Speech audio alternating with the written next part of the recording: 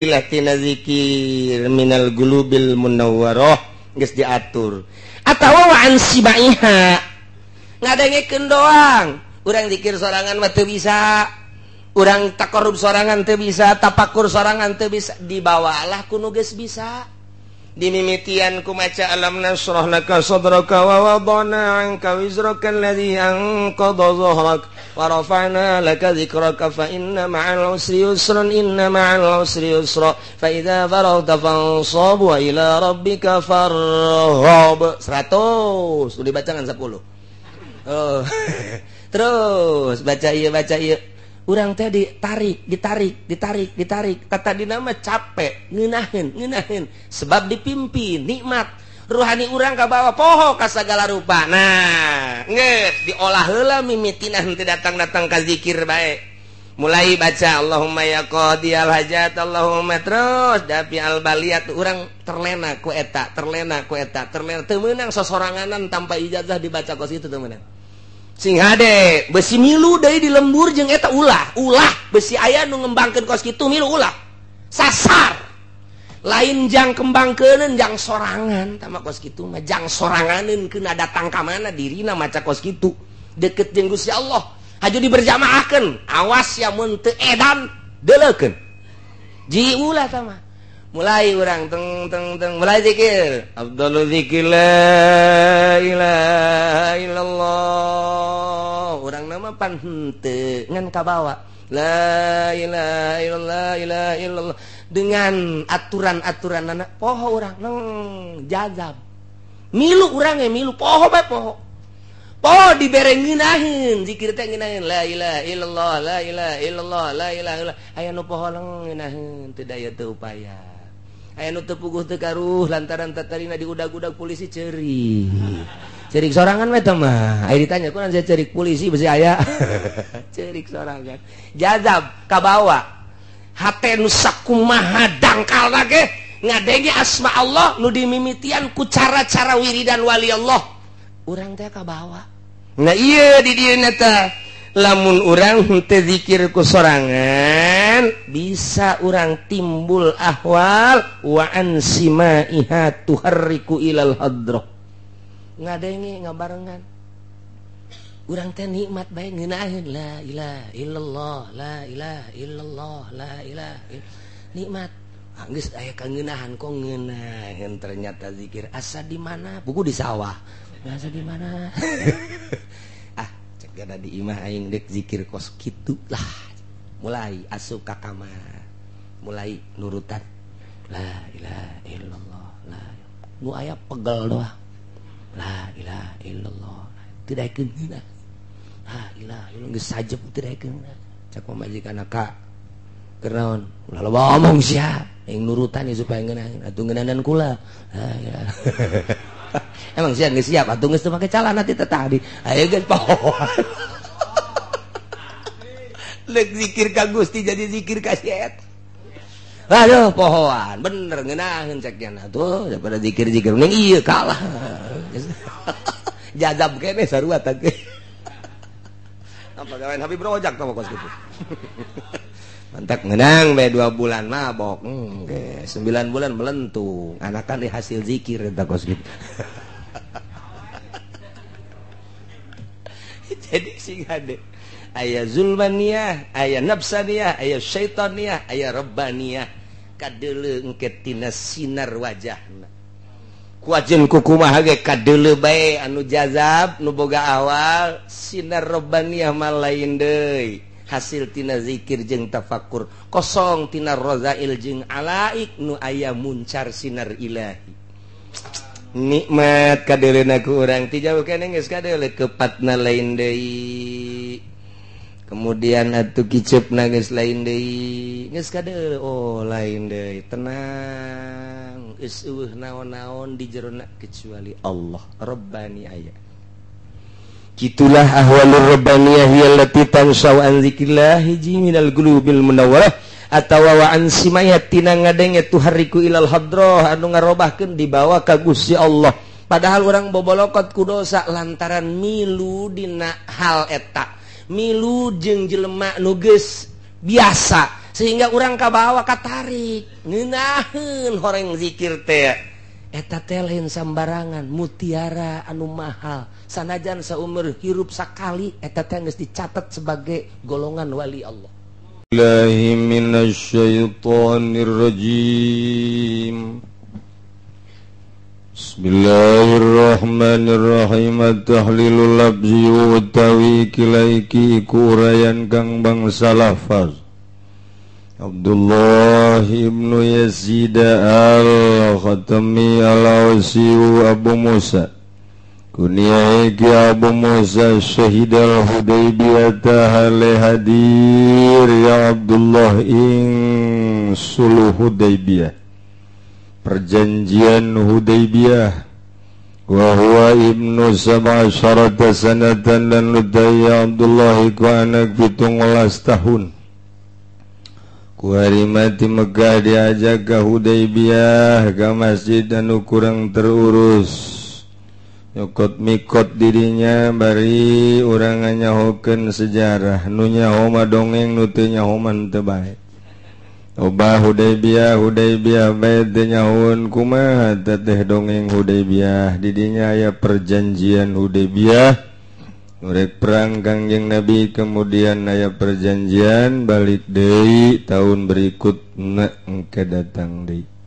disebut suluh Hudaybiyah wa huwa ibnu sab'asyarata sanatan rawa ngariwayatkeun ya Abdullah 27 hadis saning 27 hadis wa rawa anhu sabilan ngariwayatkeun saking Abdullah sabagi Syabi wa Ibnu Sirin lan Ibnu Sirin wa huwa Ausiun lan utawi Abdullah iku kang bangsa Aus lala suab laisat lahu sohbah ula aya eta anda iskal ongkoh tadi ilu di Hudaybiyah ongkoh laisat lahu sohbah manya lain sahabat kumaha situ kaharti mantak tadi dinya catet di laisat lahu sohbah la ala sabi gairi labzi laisat lahu sohbah wa hadza iskal min kibali rijil gobri ulah aya etaan maksudna cek bahasa urang mah mun lain bahasa Arab mah ulah aya bahasa laisat lahu sohbatun iskal teh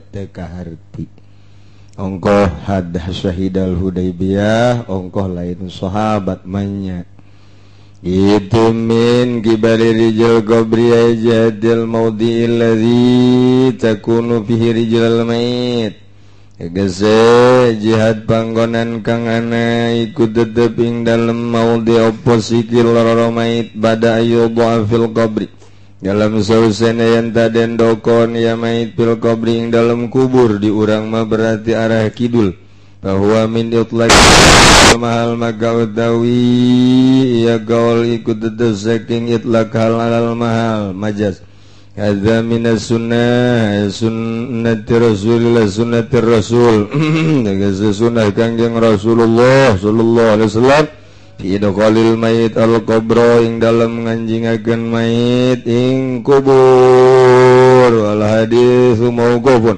tawi hadis iku mauquf ikul hadis utawi kilaiki kupiki hadis bayanu kaifiyati nuzulil mayit al-qabra iku merdalagen pertingkah nurunagen mayit ing kubur kalal jumhur mujazabah ulama jumhur as-sunnatu utawi sunnah iku idkhalul mayit al-qabra manjingaken mayit ing kubur min kibali rasi saking arah-arah sirah mayit biayu boa sariru kalawan yang taden dokon opo kurung batangnya fi muakhiril gobri dalam tungtung kubur jadi kurung batang na ditenden di tungtung kubur di urang mabelah kidul biasa yakunu rasul mayit kalawan panggonan yang tak kalawan panggonan anak basirah mayit iku bisai maudhi godamai Tetu galawan pabeneran panggonan dalam panggonan rorone mayit tikidul minal kubri saking kubur kemudian sumai salu kali-kali dan gulu surgen ya mayit min kibali rasi saking arah sirah mayit kaditu kakal yaset wagola buhani bata kabatur bayi makos kita orang masa mol baik wagola buhani bata orang kayak gitu sarua wagola buhani bata dek ngerenyet orang nguburkeun mayit teh dek ngerenyet teh wah buah isuk aing teu kitu teh asa angel keneh ja sehat komo ku ari mah kerja di tim sukses bener pun qala Abu Hanifah dangu jazaba ya kuda itu entang alep ya aiku ayo kada enta den dadakeun ya mait jadil kiblat saking arah kiblat mutari donale kang malang lian waisar kena saduna ayo kada iku ayasar oleh gampang jangan oleh gampang mah belah kulon bae cara diurang ku ari mayoritas gitu jadi nuturkeun Imam Abu Hanifah emang ngeunaheun jadi dihareup turun tiluan kemudian nampak malang langsung ke handap kaidatun wallahu alam bissawab.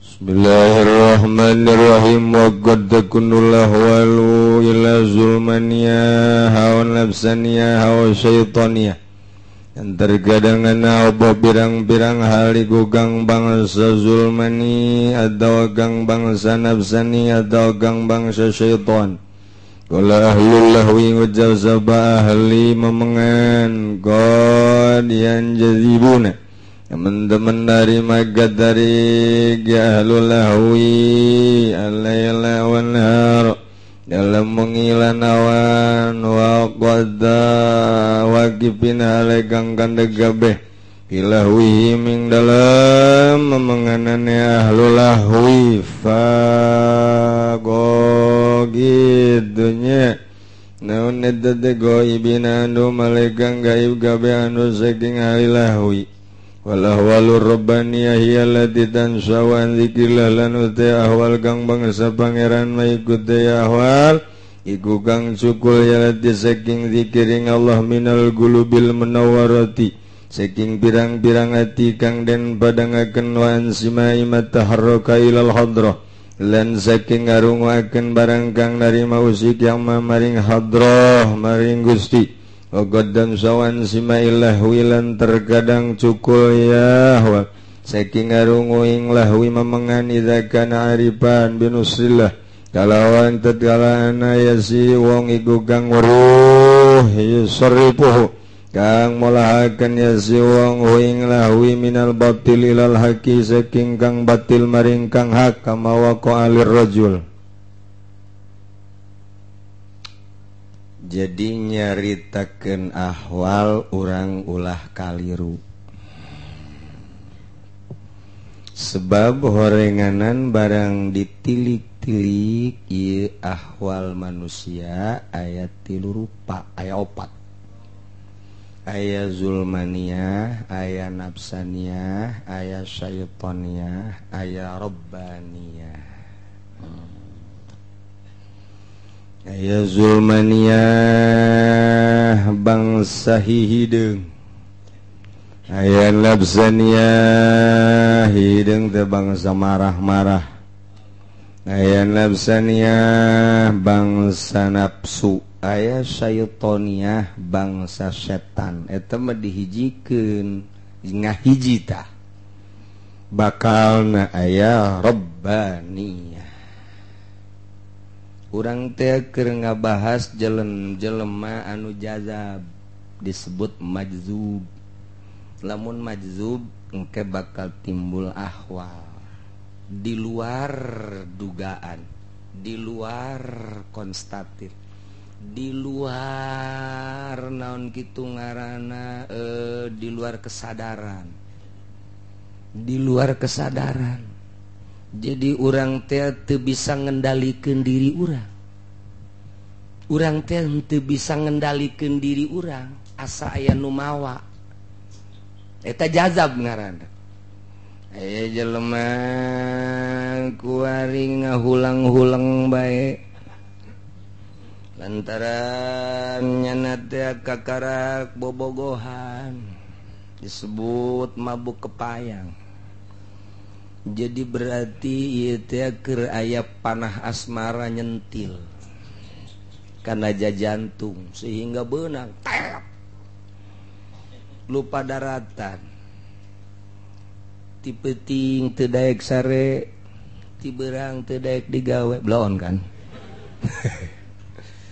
perem tapi teu hees bentak tapi teu boga dedeulean perem asa kadeuleu bentak asa karas yang gigir asa gigir nang karak asa luhur nangkup asa handapeun blon ieu mah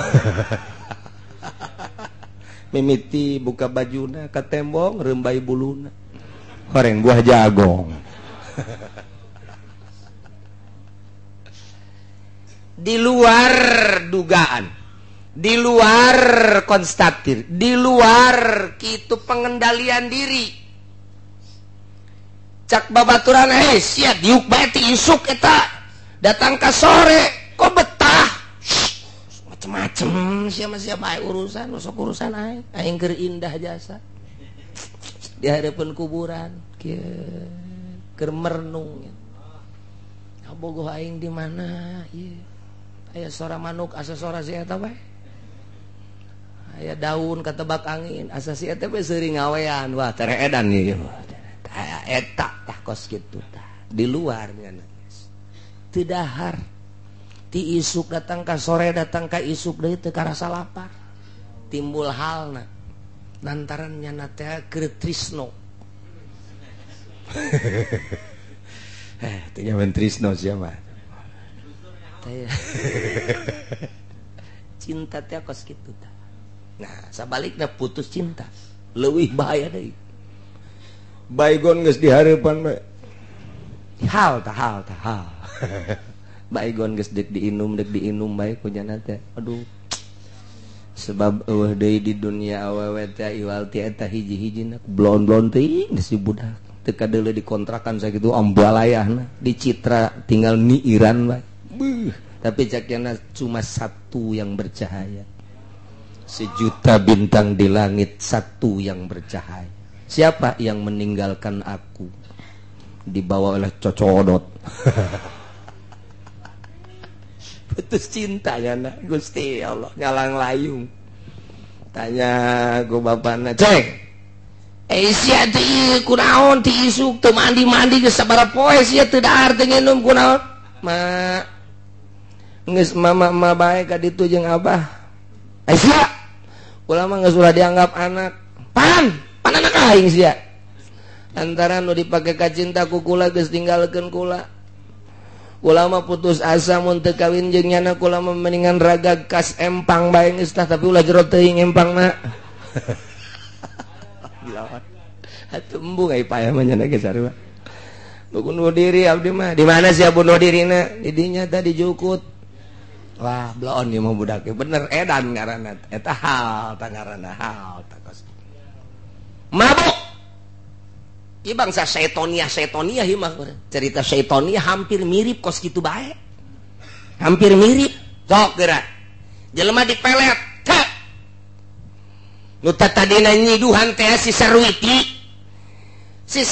teh nyiduhan ka si Predi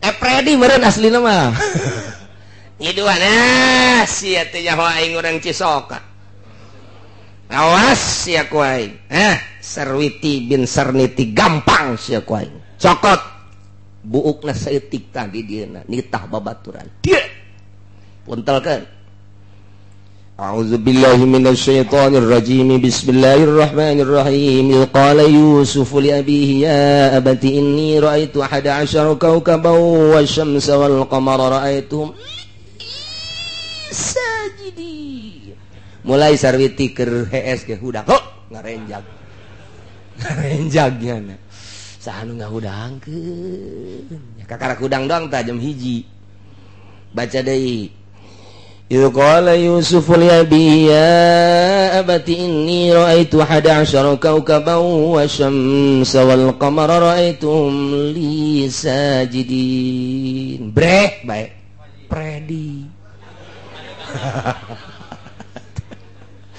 tambah deui qala yusuf li abi ya pagawean Haji Pudoli baheula inni ra'aitu asyada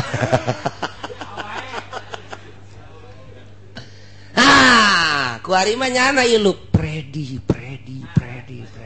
go mulai geus isuk-isuk teh daek dahar sore teh daek dahar cak mana teh ke mana sih wit dekarimpak kai masaha sih ya ready mulai guys acak-acakan hirupna guys teh akur jeung batur hal tah eta hal-hal syaitonia tah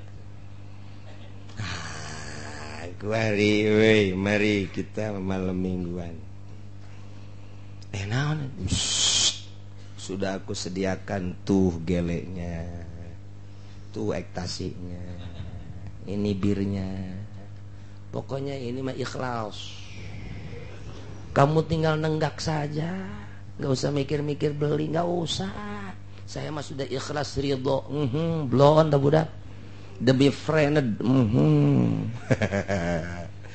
mulai guys tak tenggak molotot ya si hal datang tak hal tanapsaniyah tak kos sekarang itu tidak terkendali aya nu mawa awak gaib tina perasaan biasa jadi geus sababaraha macem jatuh cinta keterlaluan gaib perasaanna jadab putus cinta keterlaluan ieu ge sarua bae gaib perasaanna jadab kitu kene mabok ekstasi jadab keneh bae mabok bir mensen vodka dan sebagainya jadab keneh bae termasuk menang gusuran gede jasa kabarnya na huhahehe poho jadab keneh teh poho tah eta mah nu kos kitu teh nu kos kitu ieu na zulmaniyah nafsaniyah syaitoniyah atau ahli lahwi nah nyana teh jago jasa ngulinkeun kitu organ Pak Guru not ini apa namanya tah mulai dang tang ting tong tang ting tong tang ting tong tang ting tong tang leng poho nyana asa di mana ahli lahwi tah nu kos kitu teh setan poho atau nyana jago ngagitar teh memainkan melodi waduh arah kitu Red Zeppelin wah iya jadi pemelodi terkenal dunia ieu mah kelasna moal aya tanding tah Oma Irama ge eta nyokotna ti Zeppelin wah sieu teh nyaho naon pan terus diulinkeun datang keleng poho ahli lahwi jazab kene sarua lahwi ngaran rohna eta kene rohna nu aya di awak eta kene jadi bisa zulmaniyah nafsaniyah syaitoniyah tah eta teh kos kitu aya pernah terjadi di Jakarta kadieu lain lalagaan Pak Kiai saya mau bertanya ada apa saya ini alhamdulillah cek manehanana kenapa saya mungkin anugerah dari Allah. Emang kenapa? Jadi mungkin saya udah diberi anugerah tugas saya dakwah. Ya alhamdulillah tuh bagus. Iya. Jadi cuman saya mau bertanya, saya nggak bisa dakwah, saya tuh kalau nggak makan BK. Kita mah pel anjing pon BK mah tuh. Jadi para timabok teh BK, Yuriahi, Pumolip termasuk ekstasi takos karar itu. Aing nyaho ngaran doang ti sia. Diinum. Nah, eta teh bloon ustad teh nu ngomong gitu. Beneran ditabak kakula nanya. Saya nggak bisa dakwah kalau nggak minum itu. Nah, minum itunya untuk dakwah. Nah, ini boleh apa enggak? Asana kau yang dihajar bisa banget sih aku ini. Atau dek ngadakwahan satu siapa itu lah dakwahan. Sarekan kukula. Lu dakwah mau ngapain? Cari uang. Atau teman naon benar jeung Haji Pudon ya tuh kos gitu mah. Ai dakwah mah kudu keur dakwah itu bisa tuh dakwahan awak heula sorangan. Dakwah si kos kitu sarekan kukula. Dilempengkeun terus teu datang deui ka dieu. Ngaranna aya ngan meuli bejakeun. Mendak lamun nyana aya dakwah kula nyaho jasa sebab pernah datang ka dieu nanya kos kitu. Masya Allah da'i eta kos kitu da'i batur mah da'i ilallah nyana mah ilal jurig teh mah da'i Masya Allah jazab dah jadi ahli-ahli lahwi teh bisa jazab keliru urang aya anu wiridan dibere wiridan ya wirid ya sakit oh ternyata wiridan torekat kemudian nyana teu ijazah deui meunang di buku atawa guruna teu pernah ijazah edan sia wiridan sangat sederhana tapi coba ge deuleu lamun ngomong geus teu jauh bae ti tarekat syariat marifat. Wah, ieu mah tukang obat asana ieu mah ieu. Tah eta kos eta jadab eta ge sarua. Wis wiridan la ilaha illallah la ilaha illallah la ilaha illallah la ilaha illallah la ilaha illallah. Ha, aja bae namu mau tasbih bude tasbih. Waalaikumsalam. Ana Habib Rozak. Wah, majlub dia bae. Asana kurang ji samsu kajen goko mah. Jadab. Aduh. Jadi macam-macam ruhani teh sing hade. Ulah salah ngadidik ieu ruhani teh. Lantaran anu goyang di luhur panggung nyana lamun sadar mah teu jadab moal daekeun. Moal daekeun inul muter kitu. Lamun nyana henteu jadab. Di luar kesadaran seakan aya nu mawa, mungkin mabok atau mungkin setan raja setan anu eunteup ka dinya. Lamun nyana make manusiawi moal daek. Moal daek atuh diputerkeun kitu ditonton ku ribuan, datang ka Habib ge nonton.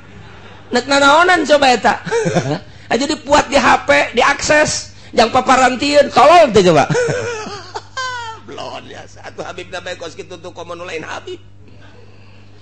Kumaha coba ya? Jazab. Nuku organ, nuku gitar, nuku mabok, nuku lagu. Jazab syaitoniah, zulmaniyah, nafsaniyah, neraka tatekos gitu. Dah, ieu jazab ruhani. Nah ieu nu mentek takunul ahwal zulmaniyah.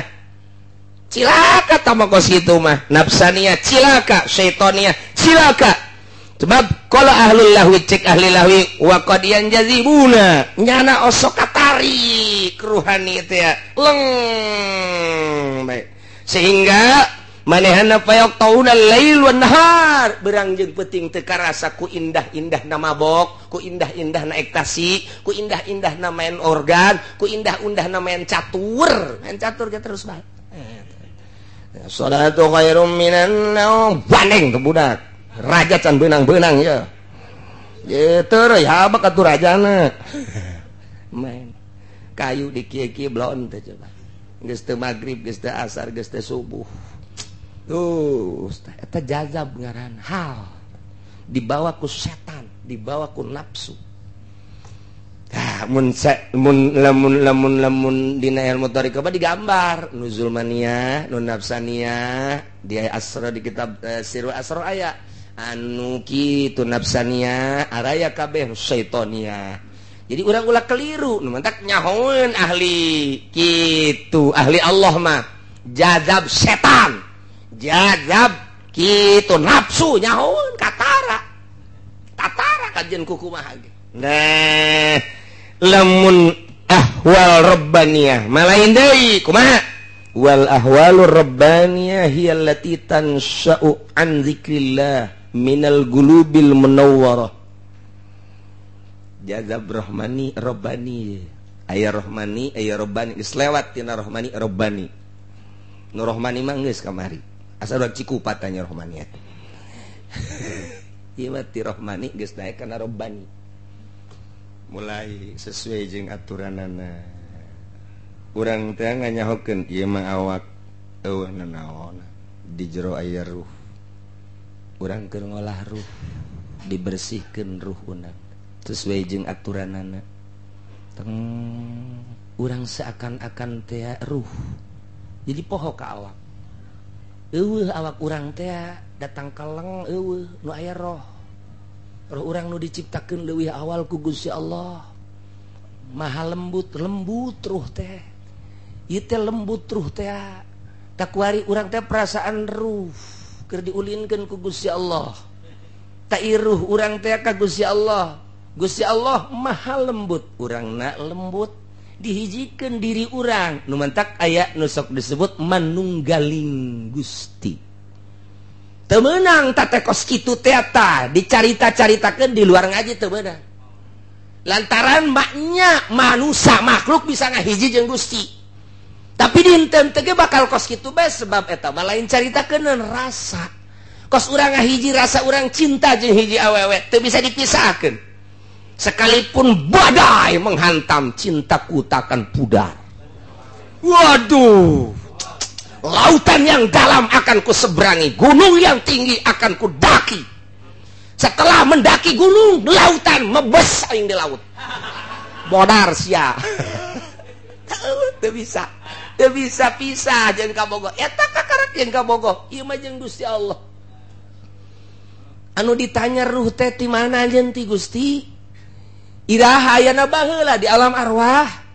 Haju kuari teh kan bakal balik ka Gusti. Memeh pae, memeh kiamat, memeh mizan, memeh sirat. Abdi kuari geus ngahiji jeung Gusti. Di mana geus ngahiji jeung Gusti pae teh sieun, jero kubur teh sieun, mizan teh sieun, sebab kuari geus wusul ilallah. Eueuh awak teh nu aya ruh.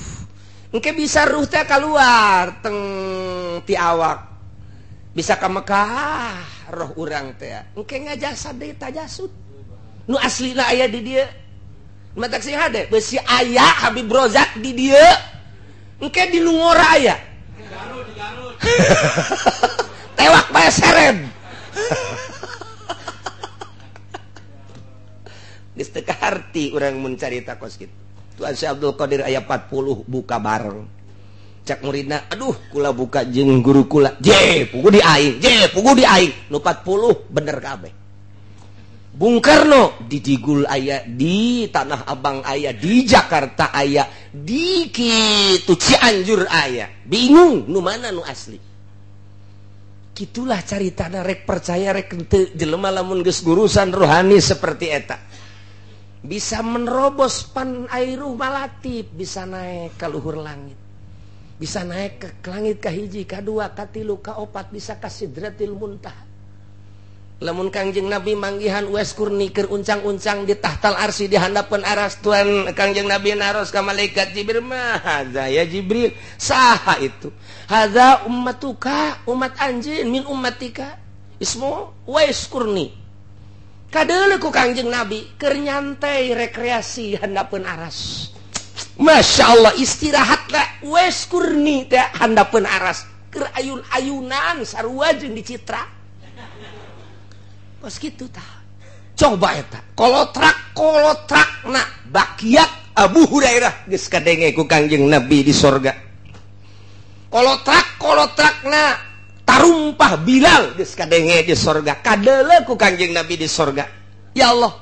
Jelema kumaha landang keneh di dunia tapi geus kadeuleu ruhna. Da nu mantak kuari urang ge. Jelema mah cicing di dieu, roh urang macem-macem pikiran aya nu keur di Bandung. Aya nu keur di Jakarta, aya anu keur di Citra, aya anu keur di mall, aya anu keur di kantor, aya anu keur di pabrik, macam-macam urang.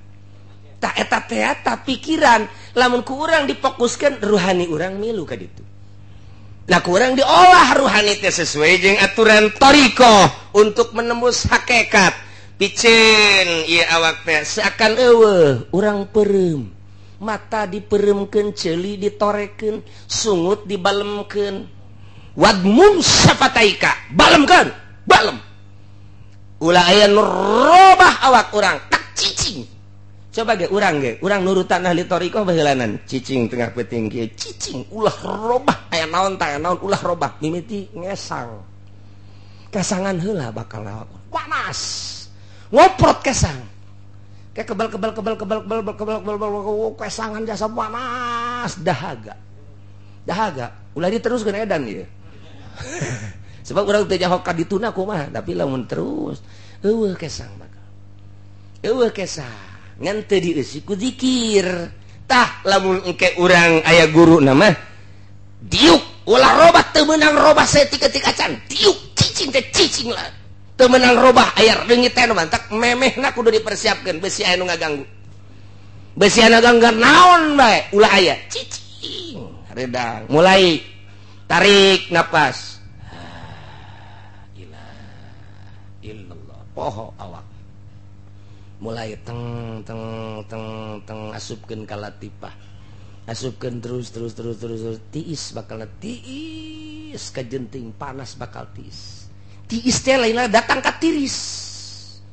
Tiis we tiis. Ieu awak teh nu nyieun panas nafsu. nunyiin panas teh hawa, nunyiin panas tapi lamun ku zikir inget ka Allah bakal tiis. Nikmat tiis bakal dah jureup. Jadi zikir teh teu hudang subuh ge. Kunti istiis dah orang tiis ase tah mah. Moal tiis kos kitu mah. Sebab moal tunduh. Bakal moal tunduh sebab jasad tunduh mah zahir. Ketika ruh manteng ka Gusti Allah sapoe, 2 poe, 3 poe moal aya tunduh. Nu tunduh mah zahir, ieu dedengan zahir, dedelan zahir. Ketika zahir ieu geus ku urang gas dikasisikeun, simpen di kantong, simpen di imah awak urang teh, simpen gitu di kamar. Roh urang kuari. Engke zikirna roh, salatna roh dan lain sebagainya roh. Jaza bakalna teh. Bakal boga tingkah anu beda lantaran nyana teu lapar geus teu dahar-dahar majzub ngaranna geus jana mah atuh teu henteu kumaha-kumaha bae geus teu karasa panas teu karasa teuis majzub ngaranna sebab ruhanina keur rebani geus jadinya mah hese urang nanya moal ditembalan kicep henteu naon henteu nyana mah fana ngaranna. Tah ieu teh fana teh mungkin sajam, mungkin sapoe, mungkin saminggu, mungkin sabulan. Heueuh nu nyaho hanya Gusti Allah nu Maha Gaib jeung nu merena bae nyangakeun sadaya-daya. Ti dinya kakarak bako cager. Cager beda rarasaan dirina.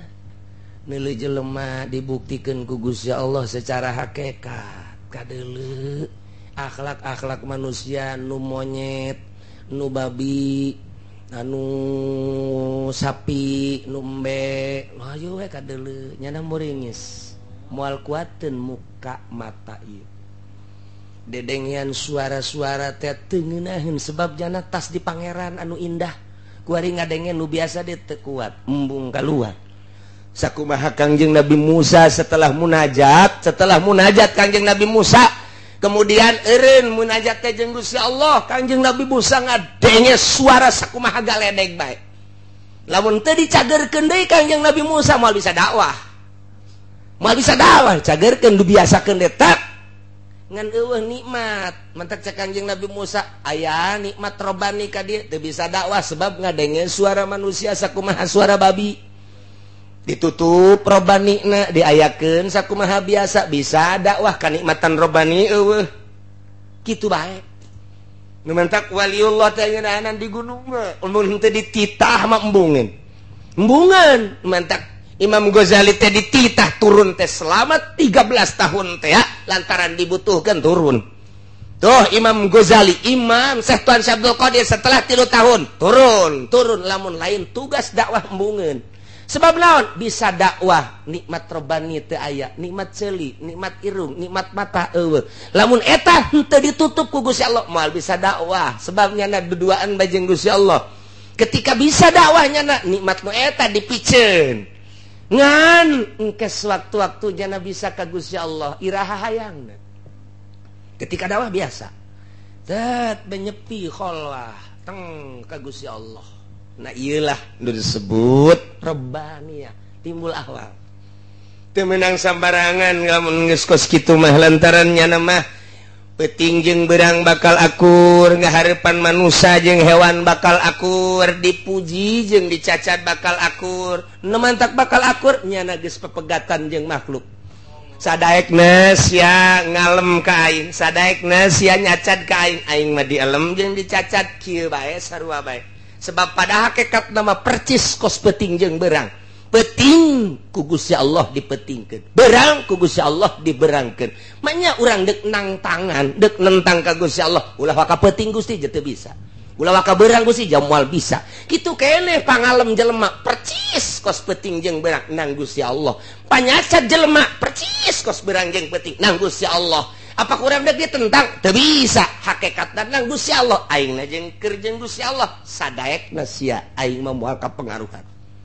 enggeus nikmat hirup jeung Gusti Allah bae di alam teu seuri teu beukah liang irung dicacat teu sieun teu kukumaha tetep bae nyana tugasnya dakwah ngadoakeun sakitu bae eueuh bae bendu sama sakali nu aya teh ngan sakadar hubbul khalqi li irsadihim wa li ikhrajihim min zulumatit toba'iyah ila arwahi ila kitu ngaluarkeun zulmaniyah ngaluarkeun kokotor tugas jana hubul kholqi cinta ka makhluk itu hubbul kholqi nyana cinta ka makhluk teh ngan sakarang li ikhrajihim min zulumatit toba'iyah. Jadi dikaluarkeun tina tobai anu poek tugasna naon sakitu beureum tah dikamanakeun ila arwahin nafsaniyah kana ruh bangsa aslina nuduhkeun bae selalu di mana bae boro-boro kanu resep kanu musuh ge tetep bae dinasehatan urusannya na tersepun urusannya urusan aing mah tugas Gusti Allah nganasehatan bae kitu bae jadi moal aya geus sejuk bae sebab lawan teu kabawa-bawa ku urusan nafsu batur di alam sakitu bae dicacat sakitu bae timbul jelema resep sebab sejuk engkena dibalikeun ku Gusti Allah nu tadina ngalem bakal nyacat nu tadina resep bakal henteu nu tadina teresep bakal resep dibalik jang naon kitu ngaranna nyoba ka dirina ternyata kuat diangkatlah ku Gusti Allah anta wali maneh wali kaula mun masih keneh urang aya robah di alam jeung dicacat angel keneh ka diangkat jadi wali kecuali boga anak awewe aya jodona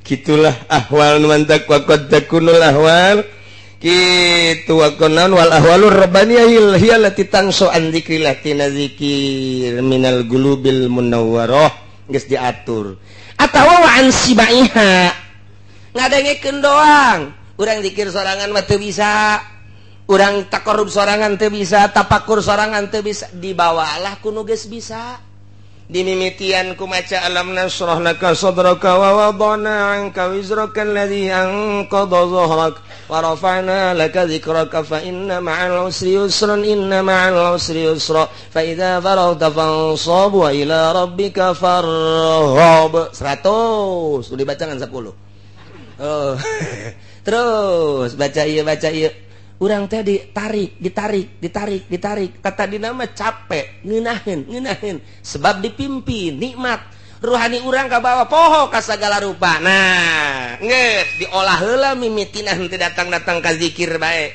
mulai baca Allahumma ya qadiyal hajat Allahumma terus dafi al baliyat urang terlena ku eta teu meunang sosoranganan tanpa ijazah dibaca kos itu teu meunang sing hade besi milu deui di lembur jeung eta ulah besi aya nu ngembangkeun kos kitu milu ulah sasar lain jang kembangkeuneun jang sorangan tama kos kitu mah jang soranganeun keuna datang ka mana dirina maca kos kitu deukeut jeung Gusti Allah haju diberjamaahkeun awas ya mun teu edan deuleukeun ji ulah tama mulai urang teng mulai zikir afdalul zikir la ilaha illallah urang nama pan henteu ngan kabawa la ilaha illallah dengan aturan-aturan anak poho urang jazab milu urang milu poho bae poho dibere ngeunaheun zikir teh ngeunaheun la ilaha illallah la ilaha illallah la ilaha illallah aya nu poho ngeunaheun teu daya teu upaya aya nu teu puguh teu karuh lantaran tatarina diudag-udag polisi ceurik sorangan mah teh mah aya ditanya kunaon saya ceurik polisi besi aya ceurik sorangan jazab kabawa hate nu sakumaha dangkalna ge ngadenge asma Allah nu dimimitian ku cara-cara wiridan wali Allah urang teh kabawa nah ieu di dieu teh lamun urang henteu zikir ku sorangan bisa urang timbul ahwal wa ansimaiha tuharriku ilal hadrah ngadenge ngabarengan urang teh nikmat bae ngeunaheun la ilaha illallah la ilaha illallah la ilaha nikmat geus aya kangeunahan kok ngeunaheun ternyata zikir asa di mana buku di sawah asa di mana gada di imah aing dek zikir kos kitu lah mulai asup ka kamar mulai nurutan la ilaha illallah la nu aya pegel doang la ilaha illallah teu daekeun la ilaha illallah geus sajep teu daekeun cak pamajikan ka keur naon ulah loba omong sia aing nurutan supaya ngeunaheun atuh ngeunaheun kula la ilaha Emang siap geus siap atuh geus teu make calana ti tadi. Aya geus pohoan. Lek zikir ka Gusti jadi zikir ka si eta. Aduh pohoan, bener ngeunaheun cekna tuh daripada zikir-zikir mending ieu kalah. Jazab kene sarua teh. Apa gawean Habib Rojak teh kos kitu. Mantak ngeunang bae 2 bulan mabok. 9 bulan melentung. Anakan hasil zikir eta kos kitu. Jadi sing hade aya zulmaniyah, aya nafsaniyah, aya syaitaniyah, aya rabbaniyah. Kadeuleu engke tina sinar wajahna. Kuajeun kukumaha ge kadeuleu bae anu jazab nu boga awal, sinar rabbaniyah mah lain deui. Hasil tina zikir jeung tafakkur, kosong tina rozail jeung alaik nu aya muncar sinar ilahi. Nikmat kadeuleuna ku urang ti jauh keneh geus kadeuleu kepatna lain deui. Kemudian atuh kiceupna geus lain deui, geus kadeuleu oh lain deui, tenang, geus eueuh naon-naon di jerona kecuali Allah Rabbani aya. Kitulah ahwalur rabbaniyah allati tansau an zikrillah hiji minal qulubil munawwarah atawa wa an simayatina ngadenge tuhariku ilal hadrah anu ngarobahkeun dibawa ka Gusti Allah. Padahal urang bobolokot ku dosa lantaran milu dina hal eta. Milu jeung jelema nu geus biasa sehingga urang kabawa katarik ngeunaheun horeng zikir teh eta teh lain sambarangan mutiara anu mahal sanajan saumur hirup sakali eta teh geus dicatat sebagai golongan wali Allah.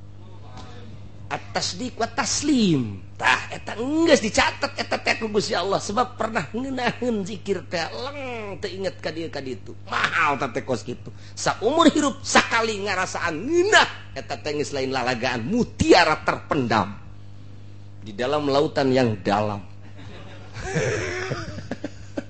Masya Allah karim tuhariku ilal hadrah wa qad tansa'u an sima'il lahwi aya deui bisa tina ngadenge alatul lahwi. Nah ieu mah bagian anu luar biasa jerona bakalna ieu.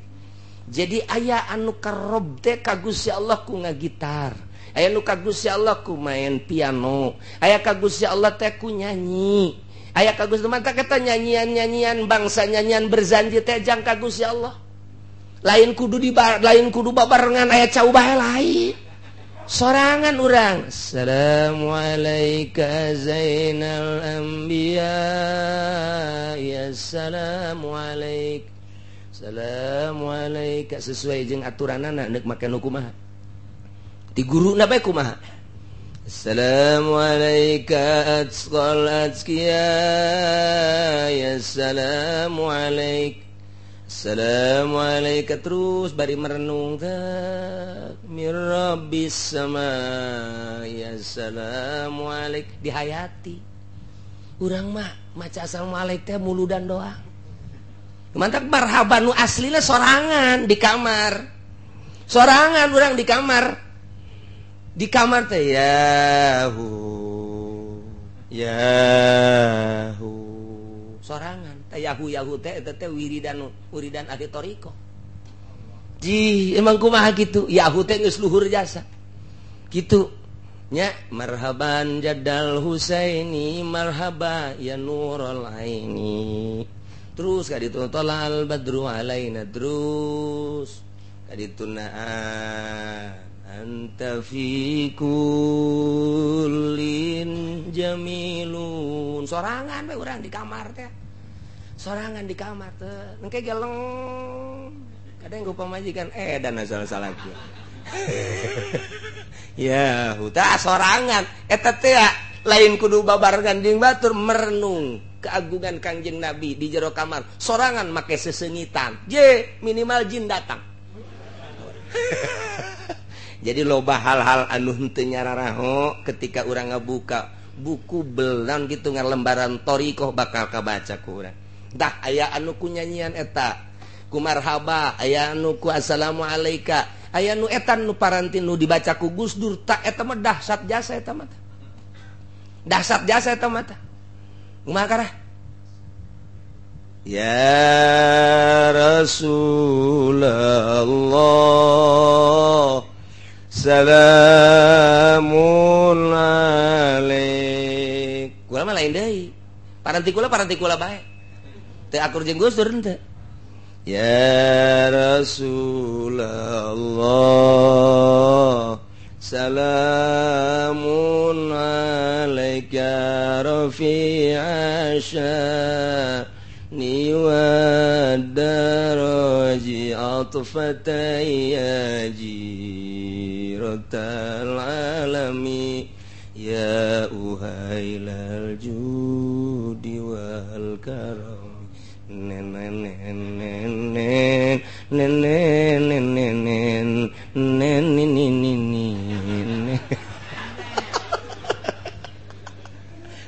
dihayati. Jadi terserah teh meunangna kuwata ti guru, endekna kumaha elos. Ai Gus Dur kos kitu. Engke lain deui kiai lain deui. Anu di nazamkeun ku eta mah taku naon kitu ku si eta taku Darto. Nyaon teh si Darto? Darto Wahab. Atuh lain kitu nya nama. Ya Rasulullah salamun alaika ya rafi'a sya'ni wa darajat fatayaji ratal alami ya uhailal judi wal karami ya Rasulullah. Atuh terserah maksudna. Ai kula mah meunang ti guruna lain kitu. Ya Rasul. Atuh kudu ijazah kos kitu. Mantak dihayati. Ya Rasulullah salamun alaika. Terus kaditu. Tuh, eta silakan deuk kos kitu. Atawa deuk nyanyian naon silakan bae. Deuk nyanyian naon bae mangga bae nu ngeunaheun. Sok, nyanyian Oma Irama. Atuh lain jurusan kerudung mah. Nah, iya siksa kubur.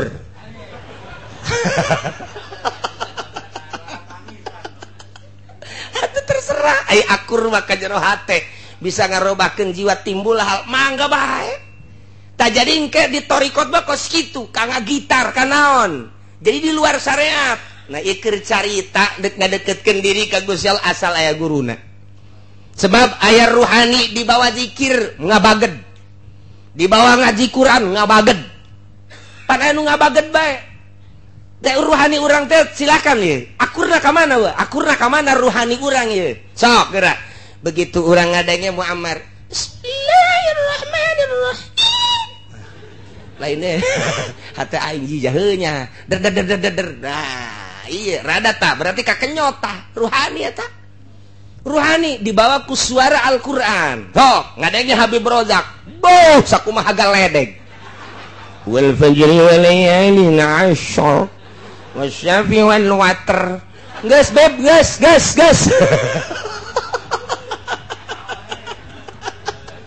Lain indah ceuli jadi kieu ya urusan anak.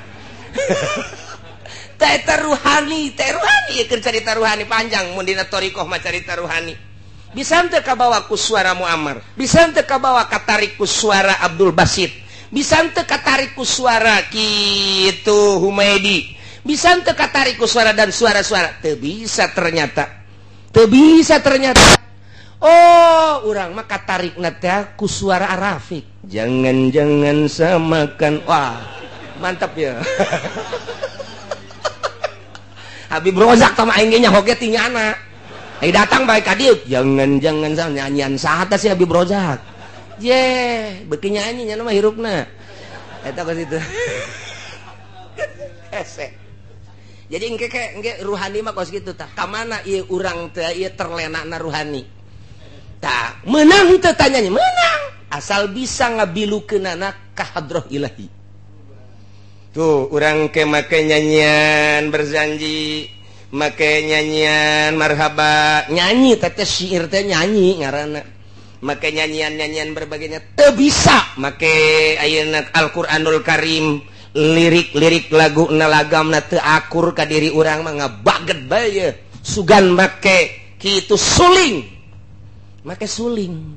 tapi nyulingnya lain sembarangan nyuling aya engke ti guru khusus suling teh elatul lahwi haram tapi jang naklukeun ruhani ieu mah jang naklukeun supaya ruhani teh terlena sanggeus terhena dilempengkeun ka Gusti Allah berarti kudu aya nu nungtun mentak ayat tarian toriko nu di Aceh dibawakeun nah berbagai tarian Turki berbagai tarian Mesir berbagai tarian toriko nah iya seperti Al-Pansuri nu matak ditentang pansuri teh naon lain ajaran bener ajaran sesat sabodo terserah tetapi nyana teh ngabilukeun manusia melalui suling jeung tarian saenggeus terlena teh di ka Gusti Allah keun ternyata muridna jara diwali asal nyaho arahna nu matak cak di dieu na tak engke alatul lawi bisa pakai ka Gusti Allah melalui aturan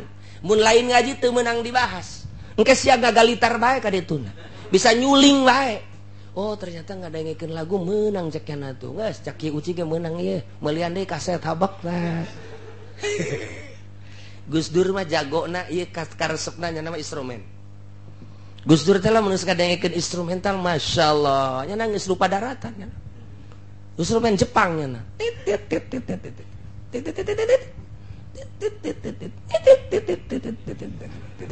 sebetulnya teh hartina eta tah tapi di dieu lamun anu nyaho paham eta can disundatan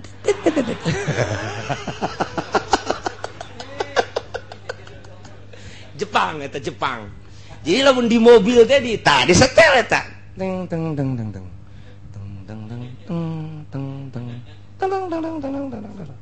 nyaho ka hartina mengarah ka ilahi teng terlena geus di ka Allah dimimitian ku nu kos kitu aya guruan nu kos kitu ge jadi lamun sembarangan bae eta teh ya dibalik kerudung deui oh guruan tah mah kos kitu mah nafsaniyah tah masuknya jeung syaitoniah jadi make aturan-aturan ieu mah asalnya nyaho bae heula bahwa ka Gusti Allah seperti eta ulah dituturkeun satungtung can aya guruna ngeulah waqad takunul ahwal naon wal ahwalur rabbaniyah hiya lati tansau an dzikrillah mantak teu aneh engke teh lamun jelema anu geus ka alam itu mah teu aneh nu jelema kumaha ya atuh kaje bisa henteu melalui kos kitu bisa henteu atuh teu aneh biasa bae jadi ekstrim biasa bae. Nah, jadi kan lamun cerita-cerita ti dituna ti kitu Marupil Kurhi, kemudian kali Junaidil Baghdadi seseri sikti terus rupa-rupa. Terus kabar itu Pansuri terus rupa-rupa. Terus kabehna termasuk Syekh Yusuf nu mantak urang lamun kayang bagus suara teh lain di Syekh Maulana Hasanuddin tapana di Syekh Maulana Yusuf. Emang kunaon suarana bagus. Kumaha sok nyanyi Maulana Yusuf.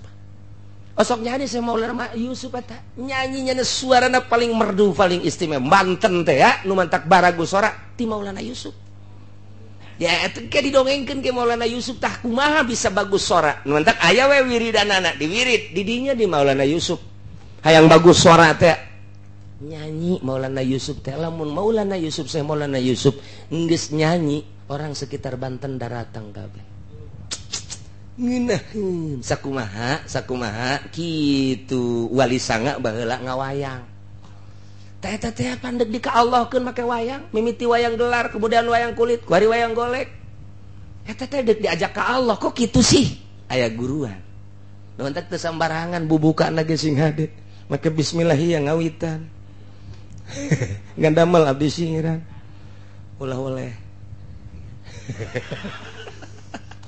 nah gitulah jadi ceritana panjang urang mun ngodok ke arah Gusti Allah dek naklukeun ruhani hanya guru mursyid nu nyaho di deuleu perwatakanana di deuleu perwatak dek dizikirkeun ka Gusti Allah lantaran dangkal ku ieu hanya mursyid nu nyaho wallah